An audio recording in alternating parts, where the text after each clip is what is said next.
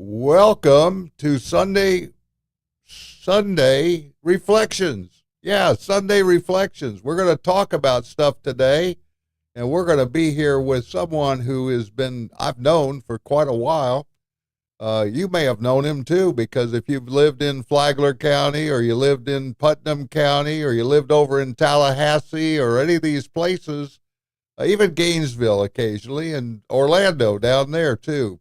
So if you haven't seen him, I know you will today, because he's here to be with us. So, Joe, nice to have you with us today.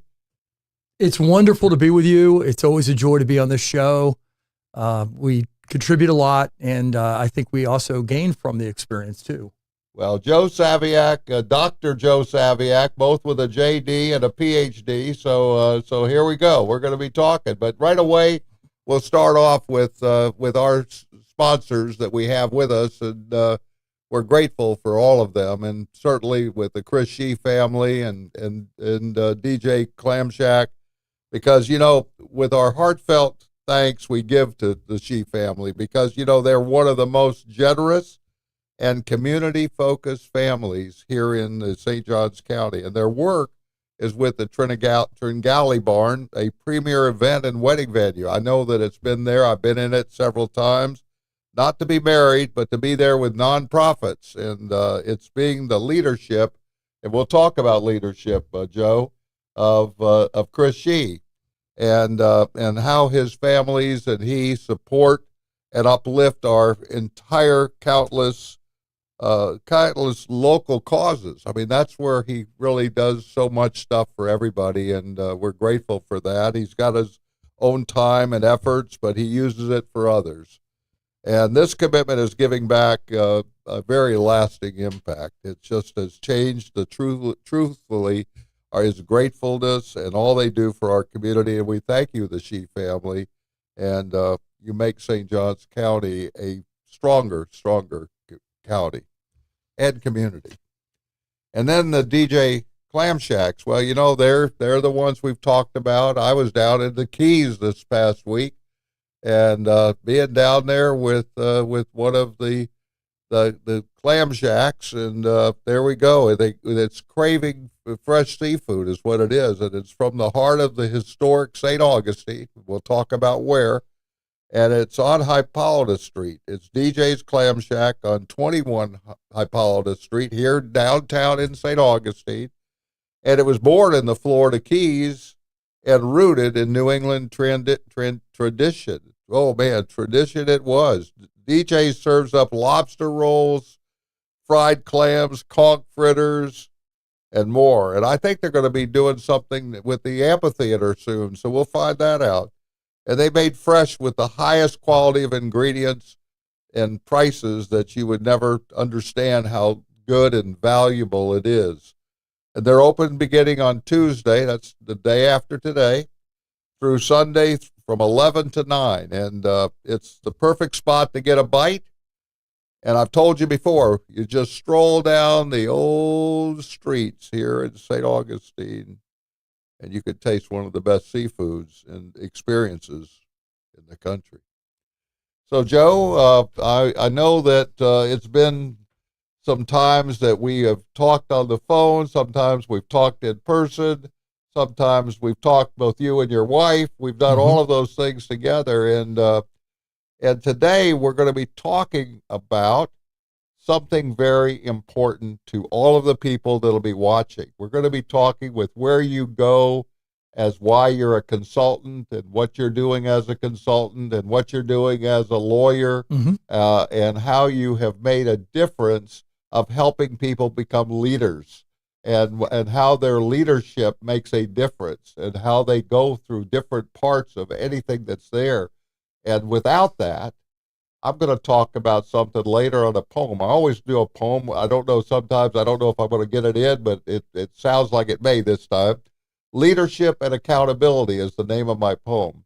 So when we get down to that level, we'll listen first of all about you, because like I said to you all, I was telling you that he has a PhD here from all over the place, and he went to University of Florida, got a master's degree, Then he goes to Florida State University, gets a JD degree, and then he goes there and gets another degree there and a master's degree, political science at the University of Florida, and then they all the stuff dealing with the criminal justice that you got that master's in, and now you go to Central Florida, and you tie up the rest. So there you go. So, and you've been at Flagler. How many years were you at Flagler? I taught at Flagler College in the public administration program for 13 years. Yeah. And did you do consulting at that time, or did you do it after that?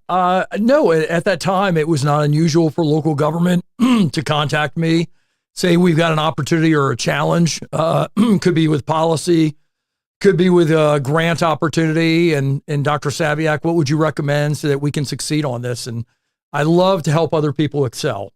Well, I know you help with the policemen as well. I know you've done them in Clay County. I know you've done them in Flagler County, and so I know you do those things all over. But tell me now, because you know you and I were talking a long time ago about, well, should I be an attorney or should I just stay as a consultant? Right. And then we get on with whichever one it'll be. And now all of a sudden you're doing both. Yeah, I'm a full-time attorney at the Douglas Law Firm, and really enjoy it. It's a wonderful thing to help clients solve their challenges and achieve their goals. Then I also still teach a weekly leadership program in Flagler County for all the local officials there. We've got 125 alumni. The alumni are continuing to succeed in everything they do. They get promoted, they become elected officials, they become senior management, and they're utilizing best practices and model policies to optimize the performance of local government, make it as effective and efficient for citizens they serve as possible. Well, let's go a little bit into leadership. I mean, I think that what we find in leadership is that there's a lot of things that people can do. They can make mistakes, they can make good ideas, they can make bad ideas, and but some of the bad ideas turn into good ideas. So tell me a little bit about what you do with that in regards to leadership. What is it that makes someone a leader and not a follower, or a follower who becomes a leader? That's an excellent question. You know, leadership is unlike other academic or professional disciplines in that we have complete consensus about what works or what doesn't work. The best leaders don't have the longest resumes or the most experience or they have the best credentials, but they're open, they're honest, they're authentic, they're consistent, and people can follow that. They are who they say they are, right? They're willing to take the blame when things go wrong.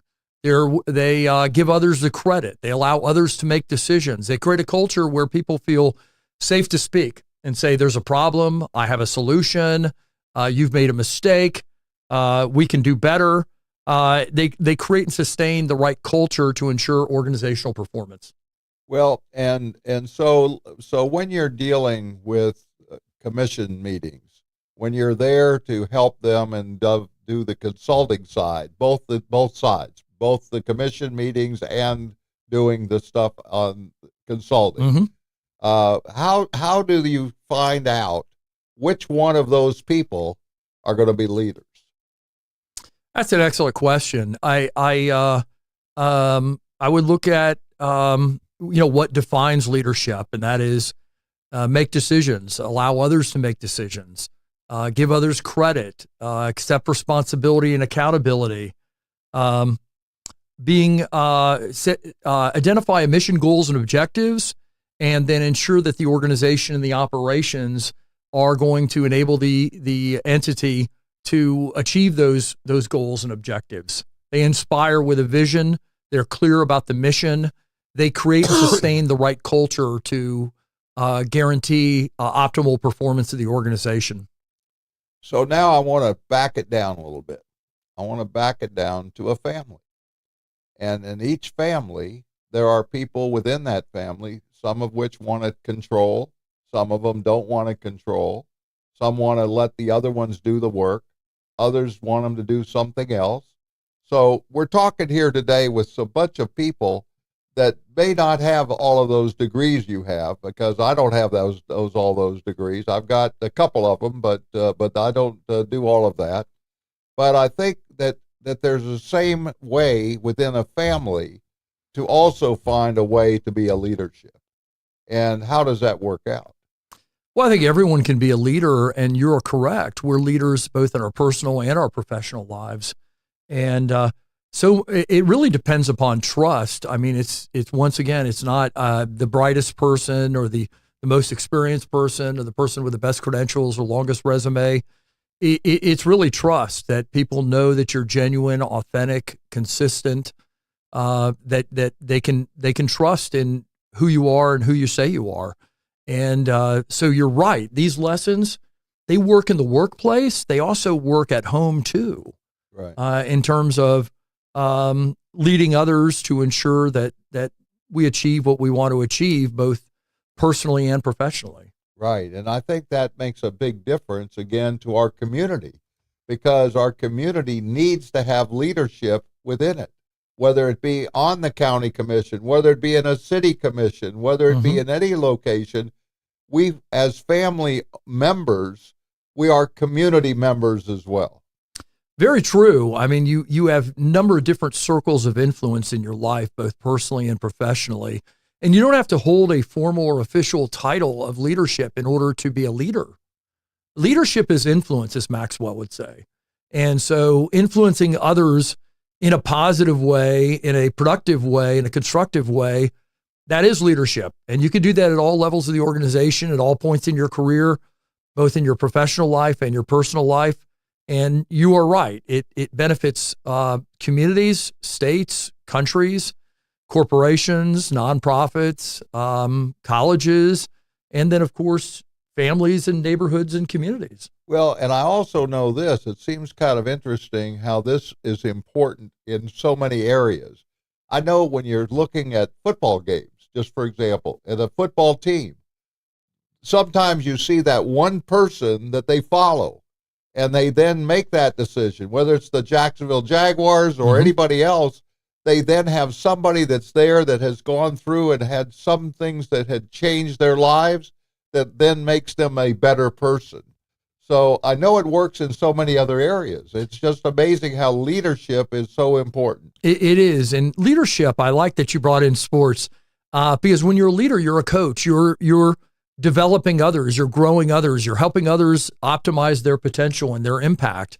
I always say, when you're in leadership in an organization, you're not buying all new capital assets every day or rewriting all the policies and procedures every day. It's really all, but you are spending and should spend a good portion of your day on people development, growing others, identifying their strengths, helping them optimize those, identifying the areas for improvement, helping them make those improvements. I think that's one of the most rewarding and satisfying aspects about leadership, is helping others grow and win and succeed.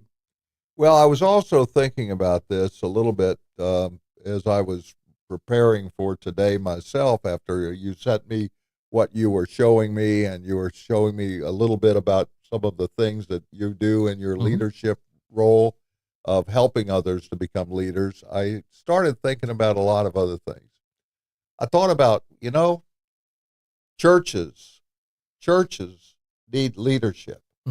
We know that we also have it within, regardless of what religion you're in. You need leadership. And so I know we're going through right now, unfortunately for the United States and for others, is that we're going through a war right now in Iran, and there is no leadership on the Iranians. There are no leadership. And so therefore there's only certain people taking different actions that don't match up with the rest of the people.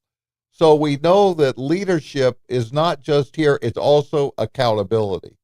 And without accountability and knowing who you are, how can you possibly be a leader? If you can't hold others accountable unless you can be accountable as a leader. And that people can, accept that you make mistakes. I always say mistakes are normal, natural, expected, predictable. We don't want to repeat them, right? We want to learn from them. And you want to have a culture where people are free and safe to make those mistakes and then learn and do even better. But that's true for leaders too. I mean, leaders make mistakes, and you've got to be open, honest, accountable about that. Your words and actions make the culture real. It enables people to understand what our culture is and how to succeed with it. And you are the model, you're the message, you're the example when you're the leader. Yeah, I was one of the things that I did when I was in school was at university, was the chairman of IBM. And when he was resigning and deciding to no longer be involved, he made one decision. He said, okay, what was it that you did that you wish you had done more? And that was the question they asked him. You know what his answer was? I wish I'd lost more. I wanted to be able to have lost something more so I'd know how to do it better. Yeah, I think there's a lot of valuable wisdom in that statement, that successful leaders make mistakes, but they learn from their mistakes. They grow from their mistakes, and they're open and honest about their mistakes, so others can learn and grow from their mistakes and not repeat them. And so mistakes are normal, natural, predictable, expected. If you're making decisions, there are going to be mistakes. If you're making progress, there's going to be mistakes. If you're being successful, there are going to be mistakes. We don't want to be completely allergic to mistakes and treat create a mindset in the organization that is fatal to make a mistake. Obviously, we don't want to repeat the same mistake again and again. But, an honest, it was a good faith effort, and it came up short, or there was a mistake made. That is not a problem. And the leaders will tell you that they really learned and grew from their mistakes, and they appreciated having leaders who allowed them to make mistakes. And so we want to be free to fail forward, fail up. And you're right. Success sometimes breeds complacency, whereas mistakes and adversity actually teach valuable lessons. Yeah. And I was thinking this as we're going through, because I know that some of these items that you've been talking about really have a reflection as part of this Sunday Reflections here. And I'll tell you where I'm thinking. I guarantee you that you've had many occasions that you've learned what somebody else didn't do, and later, because you had shown them what should be done, it changed their lives. Do you have some examples of that? Yeah, absolutely. People need to be applying the lessons that they gain from experience, as well as when they're engaged in leadership and professional development. They're taking classes or listening to podcasts, watching a video, reading a book, reading articles, or maybe the organization is reading like a Maxwell book, and they meet once a month and discuss a chapter in it.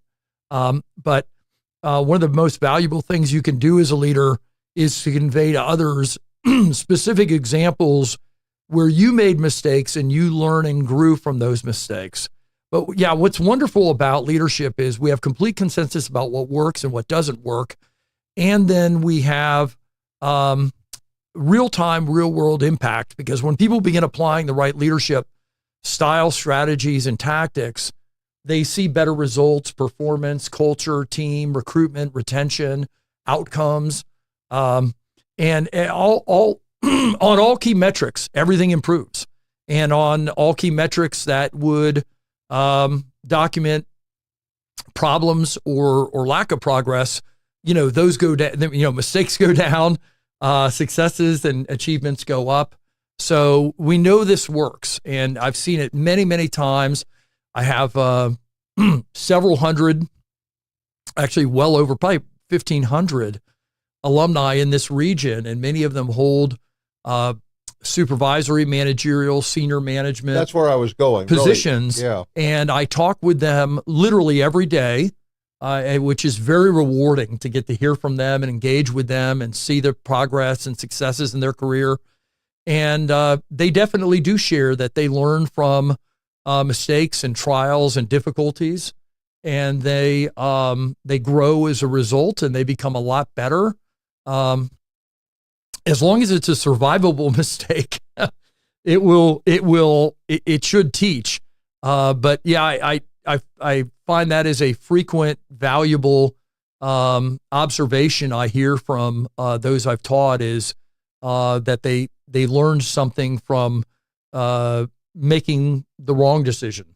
Yeah, I was watching a little bit of golf yesterday after church period, and it's very interesting how, remember, in a golf tournament there's usually 4 days involved, and you go each day, and then after the first 2 days, usually they get rid of some of the people. Then the other 2 days are people that are less. So now you have still a tighter group that are at a much closer togetherness. And then all of a sudden, yesterday, it went on, and the ones that did so good yesterday didn't do as good today as the day before yesterday on Saturday. They didn't do as good as they did on Saturday, which was great, and on Sunday, which is the most important day, because you can't win if you don't win on that day. Right. And that was the way it changed. And it's just, I could see the people talking as they're going through with their caddy, and they're talking like, "Oh my gosh, how did that do that? Why did it drop into this?" You could hear all of those things talking, because they were now trying to find out who is the leader that will be the winner of this game. And so I think you've identified a critical point in this discussion, and that is consistency. Character is about consistency. Culture is about consistency. The most successful leaders are consistent because people can understand consistency and follow consistency. And consistency, as you point out, is essential to excellence, right? It's continually performing at that high level and repeatedly hitting the mark in terms of excellence. And so consistency is really valuable to performance and success, whether you're in a sport, you're in the sciences, you're in art, you're in business, you're in nonprofits.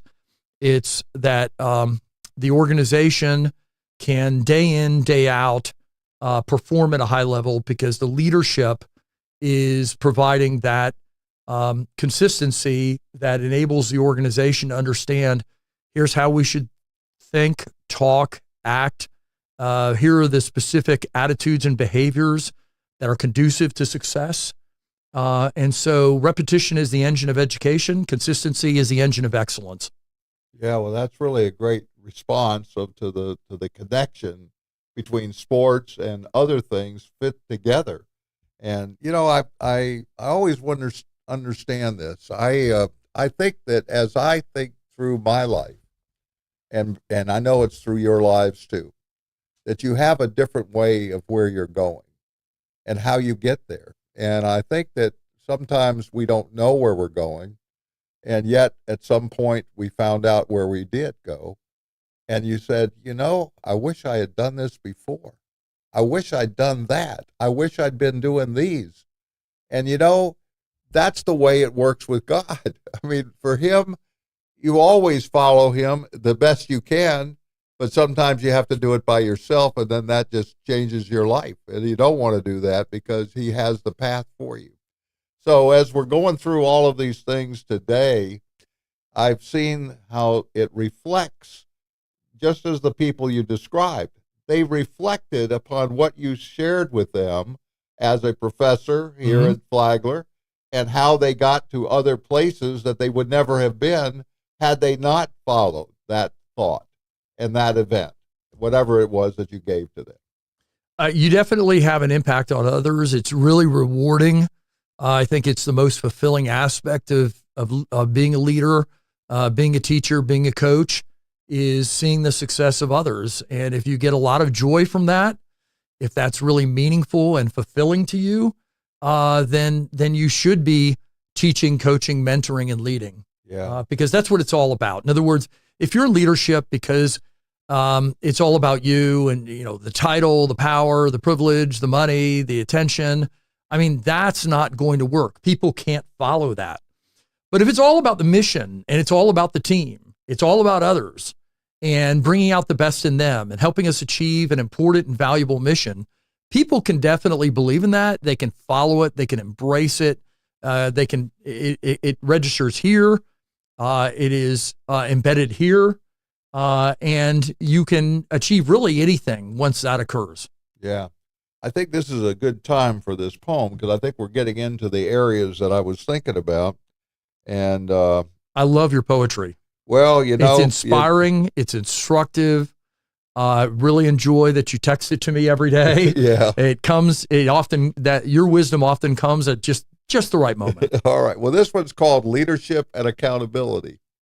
And so leadership is not a chair of power or a title engraved for people to see. It is standing when others sit, speaking truth when silence seems easier, and carrying burdens that others cannot hear or see. A leader listens before giving commands, walks beside others before walking ahead, follows the shepherd with his flock, and understands that respect and trust are earned, not given. Through humility and accountability, for every promise spoken becomes a responsibility. Every action leaves a mark upon the lives of others. And we talked about that just a minute ago. Leadership without accountability becomes only pride. Accountability without compassion becomes judgment and condemnation. But together, leadership and accountability become wisdom. The strongest leaders do not hide their mistakes. They face them and continue forward with honesty and grace. And the wisest leaders understand. They do not lead alone because they truly care. For following God is greater than following power. He is the vine, and we are the branches. Without him, we wither. With him, we bear fruit. Through faith, through love, through service, and through truth. A true leader does not seek the highest throne, but seeks instead to lift the weary, encourage the broken, and guide those who lost their way. For leadership is not measured by wealth or power, but by sacrifice, kindness, and the willingness to stand firm when storms arrive. There will be moments when the road ahead is uncertain, when critics speak loudly, and when doubt stands at the door of the heart and soul. Yet courage remains when faith remains. For God does not call only the powerful, he calls the faithful. Like shepherds watching over the fields, like fishermen casting their nets, like servants helping others without reward. The greatest leaders often walk quietly among us. And when anger rises and division grows, wisdom teaches us to seek peace before pride, to listen before condemning, to forgive before hatred hardens the heart. For accountability begins within ourselves in the choices we make, we work, the words we speak, and the love we share with one another. For people remember not only victories, but character, how someone stood during difficult days, how they treated others, and whether their words matched their deeds. True leadership is not about control. It is about service. Not about being praised, but about helping others rise. And in the end, the greatest measure of leadership is not how many followed, but by how many lives were lifted with integrity, courage, faith, and truth, while walking humbly with God each and every day. That was true, eloquent, beautiful, and inspiring. Well, you know, it was what you were talking about, and I didn't know the details of what we were going to say today, but eventually it turned out that it was exactly what I was thinking about. It was really uplifting. I think you crystallized exactly what makes leaders successful and what leadership is truly all about. And if individuals, if you're willing to make the tough decisions, if you're willing to give all the credit away, if you're willing to take the blame and accept accountability, if you're willing to accept that sometimes you'll be unfairly criticized, if you're willing to, endure the stress and difficulty of being in a leadership role, and if you really find purpose, meaning, fulfillment in seeing others achieve and seeing the organization make new and meaningful accomplishments, then leadership is for you, Yeah. And if this is not what, who you are and what you're about, then leadership might not be the right match and fit. Well, and I think we're kind of moving now a little bit to a different place that I was thinking about.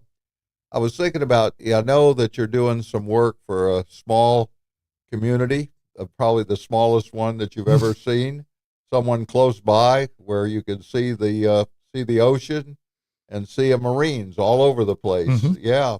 So I know you've been doing that since you've signed on as to be a part of an attorney. That I didn't know whether you were going to definitely do that or not, but Sure. you did. Yeah. And it turned out that it was exactly what you wanted to do. So you've been with several commissions. You've gone through and helped so many. You've done stuff here in St. Johns County. Right. You've done Right. things with that. I remember talking again with Henry Dean yesterday, and how much you've been involved with each other and stuff as well, and how you learned from him about water. Oh, yeah. And how to fix all these things and do all that. So tell us a little bit more now about what you're doing. Sure. And how that's changing your life. Not just changing anybody else's, but it's changing yours as well. I'm an attorney with the Douglas Law Firm, and we represent a number of local governments. And it's rewarding because you're helping them work through issues and address challenges and ensure that they're providing the most effective and efficient government to the citizens they serve. And you're right. There are different types of cities. So like in Flagler County, for example, we represent the smallest locality, Marineland, right? But we also represent the largest locality, the city of Palm Coast, right? Right. So one is like, population of 10, and then Palm Coast, probably, 110,000, right? But a lot of the issues are the same, in terms, at least from the legal perspective. But you're just trying to provide sound counsel that enables decision makers to carefully consider their options and arrive at the most appropriate and best decision to move forward on an important issue. And seeing the helping localities succeed is definitely rewarding. And yeah, Marineland is a jewel. It is a gem. I mean, it's right there on the Atlantic and A1A, and it's got a lot of exciting things going on with the UF and marine science research. And so they've got a great council that we work with. And it is definitely a wonderful way to contribute to the success of communities is to do so from the legal piece of it. Right. But also as part of that, I know that when you're doing consulting work, that you're in the same counties. So that effectively you get involved with them. And why don't you give an explanation of some of the things you do when you have these meetings and you have them all in one room and you show them on the board? And sure. Yeah. Well, the best example really are like the leadership classes, because it brings individuals from all the different local governments together in the same room.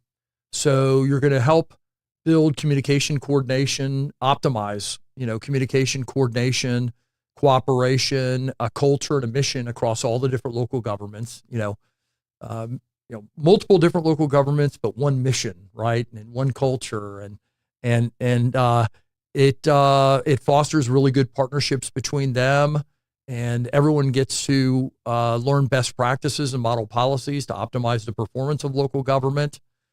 And what's really important now in Florida is, because of the rapid growth that we're undergoing, that communities that used to be much smaller and maybe more rural in character, they're now changing, and they're now more suburban, exurban, or even metropolitan in character, and much larger.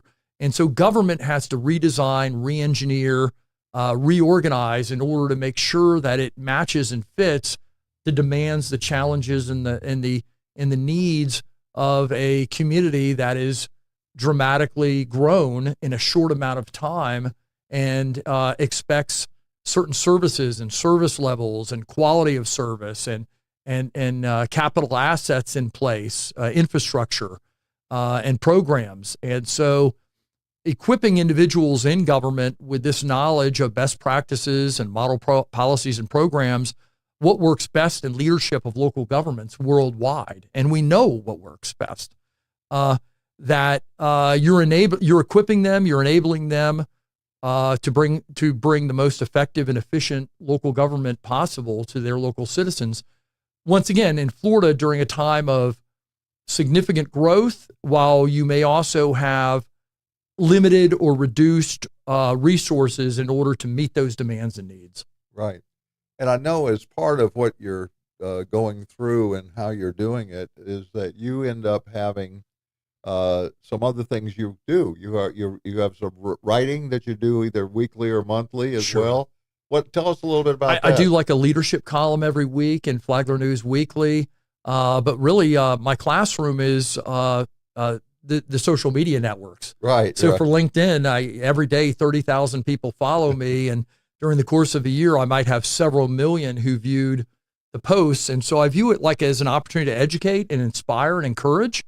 And so I will do specific posts about leadership and what we know works and how to succeed with leadership.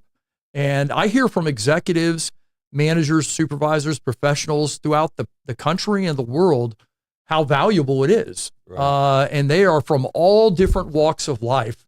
They may be in business, they may be in government, they may be in criminal justice, they may be in social services or healthcare. And so once again, it's just rewarding and encouraging. It's what Maxwell would say about leadership. If you love to see other people win, then leadership might be for you. Yeah, well, you might want to tell them about Maxwell's book. I think that would probably give them some ideas of what that's about. I agree. 21 Laws of Leadership, Irrefutable Laws of Leadership. And that's what's great, too, about leadership is we know what publications you can utilize in to mentor others, to coach others, if you have a leadership class or program. And I would recommend Abrashoff's It's Your Ship. I would recommend anything by Jim Collins, right? I would obviously recommend Maxwell. And we know what works in leadership. If you do it, things are going to go pretty well. And if you reject it, things are not going to go so well. Well, that works out the same way in the Bible. The leadership there is easy to be done because when God says to them, I need you to do this. And so I need a large amount of people to Right. do this with me. I can't just do it Right. by Right. that. And every once in a while, it went down lower and lower and lower to where there was only 300 people left. Well, I think you raise a really good, powerful example that there are leaders throughout the Bible, leaders who did the wrong thing and, of course, turned out to have bad outcomes, and then leaders who did the right thing. And, of course, that turned out to be really beneficial to the people that they serve. And so the Bible is really instructive in terms of identifying individuals and what they did right and what they did wrong. And it's all about character. If you look through that is a clear, consistent theme to the Bible. Individuals who maintain strong, solid, positive character, that people can trust them, that they're doing the right things for the right reasons, they succeed. They might experience adversity and difficulty, but they succeed. And individuals who were deceitful and selfish and did the wrong things for the wrong reasons, even if they prosper in the short term, they always fail in the long term. And I think that's a pretty powerful theme there. Yeah, you can see that through not only that, but you can do it through any of the religious books of anything because they show you what is a leader and what is not. And so it's you have all these ones that are written like the ones you've described that do this. But, I mean, certainly we know this, that when Martin Luther King, he read a book that was made from a person here in our community who started in Daytona Beach and went to Jacksonville because they didn't have black high schools to be able to go to. and he later became also very much like you, a professor. But he did this in Boston University, where Martin Luther King was there, and he had this one book with him that Martin Luther King all the time, and so he carried this book, and it was about helping these other people regardless of their color. The influence and impact you can have as a mentor, a coach, an instructor. You don't have to hold a formal leadership role to have an impact. It can simply be informal, friend, neighbor, colleague. And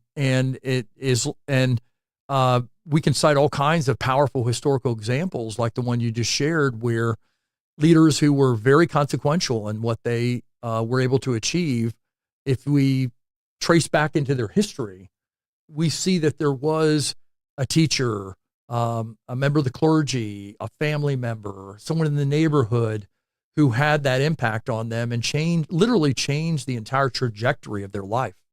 Yeah, that's really where Howard was able to do what he did, because he had a tree right there by his house, and he would go talk with his tree and let God tell him what to do. Sure. And that was a very interesting part of it as well. Sure. So anyway, so we've got a few more times to talk about some of the same things, but let's move it just a little bit closer to where you are when you're doing just consulting. Okay. And not the legal side, because you're doing both. Right. And how you got into doing consulting versus later, because you'd already had the PhDs, Right. You've been political science. Right. So I know you do that stuff with people that are in politics as well. Right. So tie those things together so that they know how that fits in with what you're doing. Yeah. Well, what was interesting when I was a full-time college professor, plenty of people would call and want to run an idea by me in terms of the policy program or capital project and what's the best way to achieve optimal outcomes. And so after teaching, my wife said, you always were a valuable source of guidance for individuals. Why don't you also incorporate that into your professional life?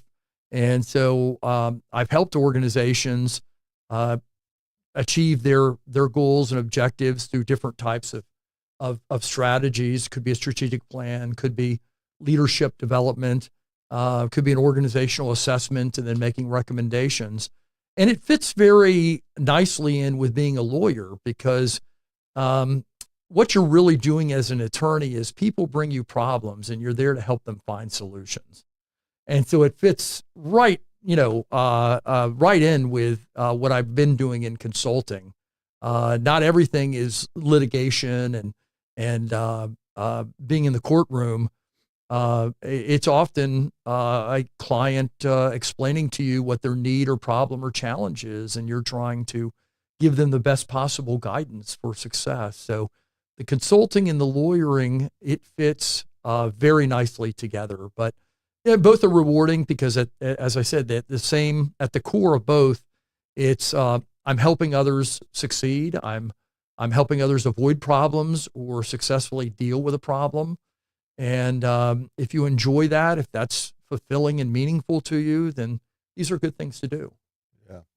Well, as I've gone through too, I almost got a master's degree in urban while I was at FSU Law School. But it required 2 years. So I used part of one of the years that you could do it with your law group, and ended up being able to do what was necessary to be able to do that. So I ended up, because of that, I dropped out of law school in my senior year, as I told you before, and worked on some guy that wanted to walk the state. So that was it. But I never wanted to go back for another year just to do like what you've done with all these other things. So, well, you're one of the most highly respected attorneys in the state of Florida, Rick. I mean, I know you'll never say that to the audience, so let me put that on the record. And you're someone who's very generous as a mentor. I know I can always call you for guidance and ideas and sound counsel when I'm dealing with an issue or problem or a need. And I know that you've had a tremendous impact on others in their careers and their success by being available and giving and generous and being willing to share your wisdom and experience and knowledge. And, you've had a major impact as an attorney handling specific clients, cases for specific clients, but also as a leader within the legal profession, and also as a mentor and a coach to many like myself within the legal profession, as well as others who are who have other professional paths. Well, my goal is to be with God all the way through. So it's I may have overstepped my place at that earlier time, because the one that cates the most for me is being wherever I am with God, and so that becomes the number one part of my life. And it's not about being a lawyer or a poet or anything else. It's about wherever He leads me. No, I think it's very clear when we're interacting with you that your faith defines you. It instructs and inspires you and encourages others.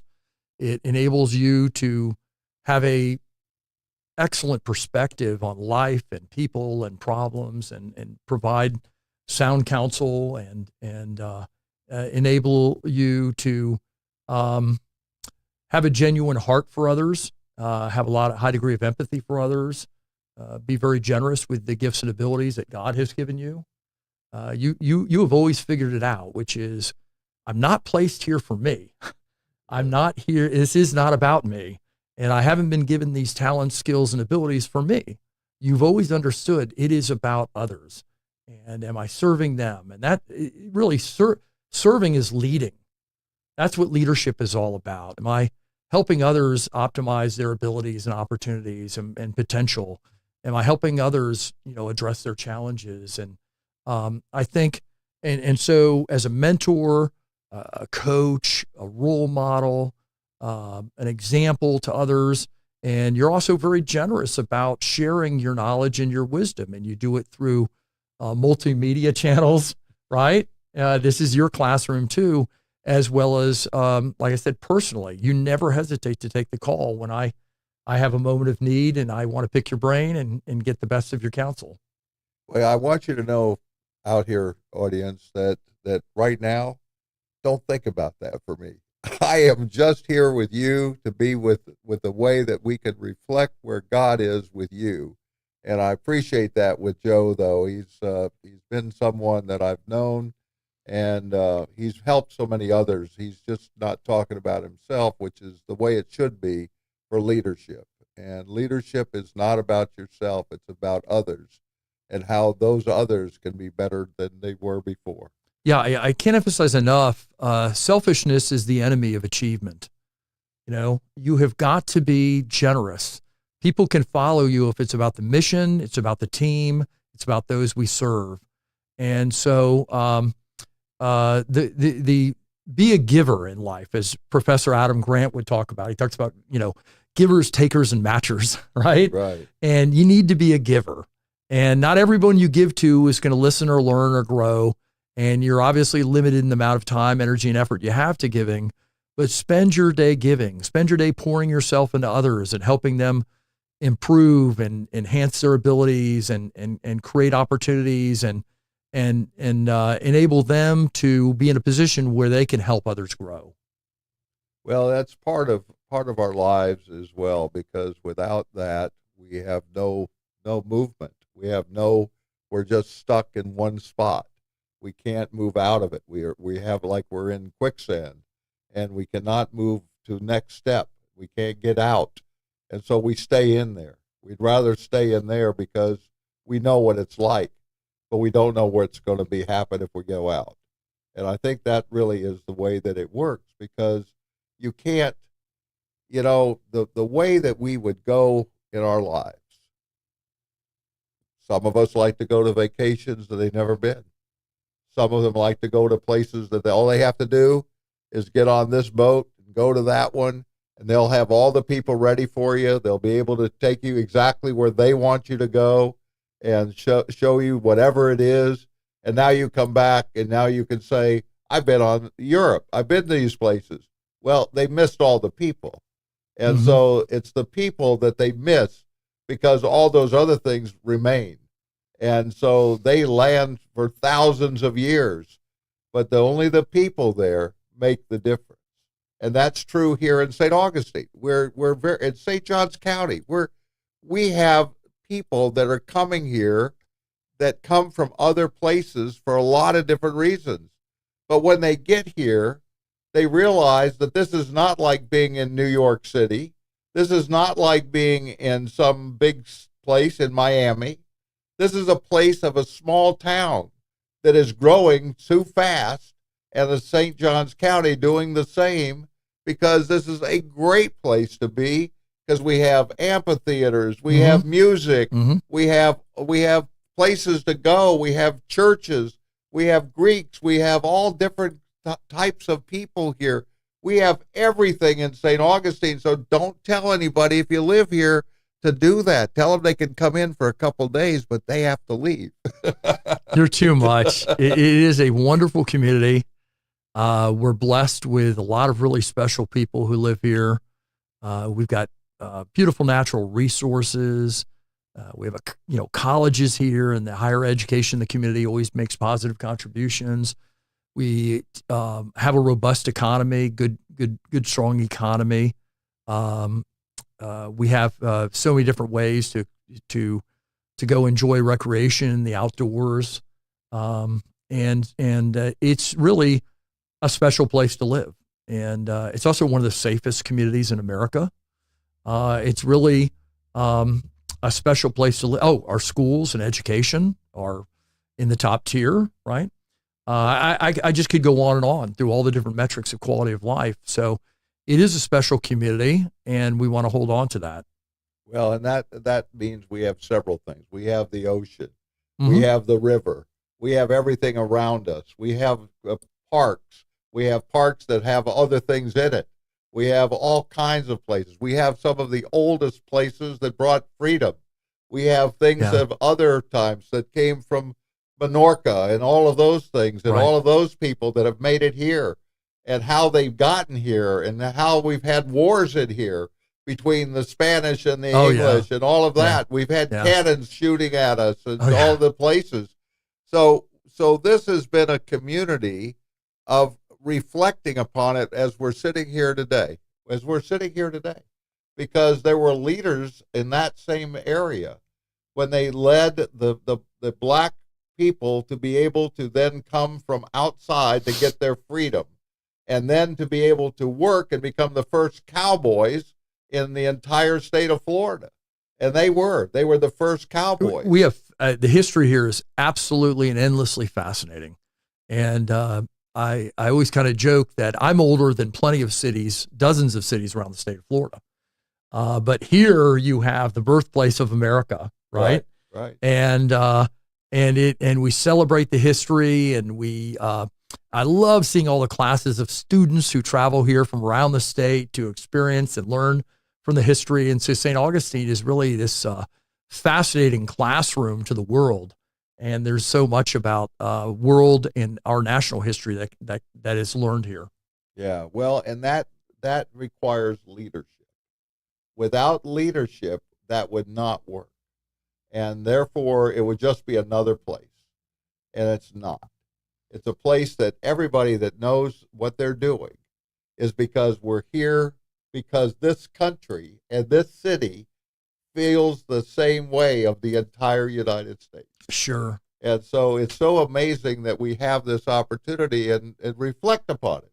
We need to. We need to say, did we see the roses today, or did we just run past them and never see what was there? Right. No, I would never miss that. This is a very special place to live, and you're right. We're blessed with a lot of really good leadership, public, private, and nonprofit. I think you mentioned one at the start of the show, who's a sponsor of the show, Chris Shee, really generous in his contributions to the success of the community. And that's really what moves everything forward. Like I said earlier, selfishness is the enemy of achievement. Generosity is the engine for accomplishment. And you want leaders who go, I think, in terms of others in the community and the larger place that I live in. And there's nothing in it for me, but I want a very special place for my kids and grandkids to live and experience. And thankfully, we have these leaders who do step up and do volunteer their time, energy, effort, resources to ensure that that we maintain being really one of the most unique and special places to live, not only in Florida, but in the country. Yeah. How did you happen to get here? I never did ask that question. Teaching at Flagler College. That was it. Yeah. I saw that advertisement to teach public administration. I said, wow, I've got a PhD in public affairs from one of the top 25% programs in the country. And I'm also had a background as a administrator in local government. And I looked at that program and I said, wow, the students are all professionals, managers, supervisors, administrators in local government. You can have a real-time, real-world impact. And the program is still continuing at Flagler College. It's one of the best things I think the college has ever done. It's had a tremendously positive impact on local governments and communities from around the region in terms of equipping their leaders with best practices and model policies to optimize performance, effectiveness, and efficiency for the residents they serve. And that's what brought me here. In fact, I had missed it, the advertisement, and a buddy of mine who was in the same PhD program at UCF, he said, hey, did you see that advertisement? He goes, that's you, Joe. You should pursue that. And sure enough, as you would say, and I believe that was God's plan. And it was very rewarding to teach, coach, mentor. And I talked to a lot of the alumni today, and to see all their success around the region. A number of them, this one small program, relatively small program, at a relatively small private liberal arts college has produced all these leaders throughout the region, right? They typically occupy the leadership of all the different governments in the region. But not only that, a number of them have gone on to lead their profession statewide in their statewide professional association, or they've been recognized nationally for their achievements. So it's really been nothing short of amazing to be a part of that, because once again, going back to our original theme, you and I love to help other people succeed and excel and optimize their gifts and abilities. And so that I get to see, and you interact with my alumni throughout the region all the time, and especially in St. Johns County. So it's tremendously gratifying to see all their success. Well, I think that success means what they've done to help others. That's the best success that they could ever get. They do. Is to be able to have success. They do. And give it to others. Pass it on. They do. They are all about others. They are all about the community. They are all about the team. And that's what makes them so successful. If it's all about you, people can't follow that. That's right. If it's all about the mission and the team, people can be inspired, and they can definitely march forward with you. I'm going to kind of finish up here now, Okay. And I appreciate all the time you've been spending, and I want to make sure that everybody knows that these Sunday reflections have different parts to it each time. We don't necessarily have some people here from college or even more, as we do with Joe, but we also have them for nonprofits. We have it for churches. We have it for people in need. We have all of these things because it's about you. It's not about me. And that's the way it should always be. So we're grateful to be here today. We're thankful that you're listening if you are. And we ask you to remember that next week will be Sunday Reflection.